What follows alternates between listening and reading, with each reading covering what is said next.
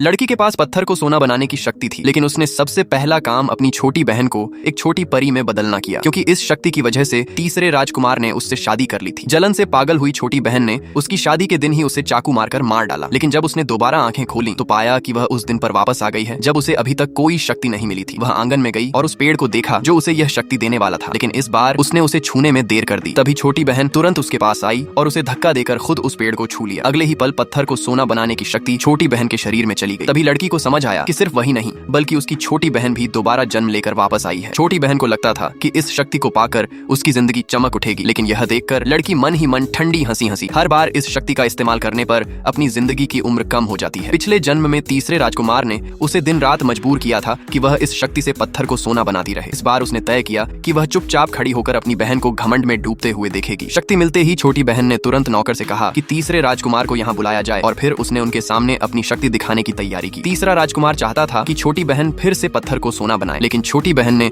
यह कहकर मना कर दिया कि राजकुमार और लड़की के बीच पहले से शादी की बात तय है। उसने यह भी कहा कि कल वह इस शक्ति को सीधे सम्राट को भेंट करेगी। यह सुनकर कि कहीं छोटी बहन सच में यह शक्ति सम्राट को न दे दे, तीसरे राजकुमार ने तुरंत लड़की से अपना रिश्ता तोड़ लिया और उसके माता पिता के सामने छोटी बहन से शादी तय कर ली कि 3 दिन बाद ही विवाह होगा। लड़की ने जानबूझकर ऊंची आवाज में उन्हें वादा तोड़ने के लिए डांटा, लेकिन बदले में उसे अपने ही माता पिता की ठंडी हंसी और ताने मिले। यह देखकर छोटी बहन बहुत खुश हुई और तुरंत मेज पर रखी चीजों को सोने में बदल दिया, लेकिन अगले ही पल उसकी नाक से खून बहने लगा। छोटी बहन को इस शक्ति का रहस्य पता न चल जाए, इसलिए लड़की ने तुरंत कहा कि यह सिर्फ इसलिए हुआ है क्योंकि वह बहुत ज्यादा उत्साहित हो गई थी और पहले जो खाना खाया था वह बहुत ताकतवर था।